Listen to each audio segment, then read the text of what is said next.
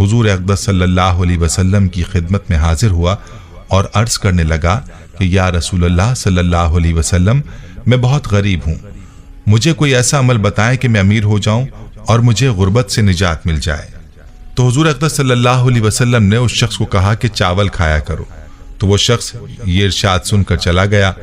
اور کچھ دیر بعد ایک اور شخص آپ صلی اللہ علیہ وسلم کی خدمت میں حاضر ہوا اور کہنے لگا کہ یا رسول اللہ صلی اللہ علیہ وسلم، میرے پاس اتنی دولت ہے کہ مجھ سے سنبھالی نہیں جاتی، مجھے کوئی عمل بتائے کہ میری دولت کم ہو جائے تاکہ میں اسے سنبھال سکوں۔ تو اس کو بھی رسول اللہ صلی اللہ علیہ وسلم نے یہ فرمایا کہ چاول کھایا کرو، تمہارا مسئلہ حل ہو جائے گا۔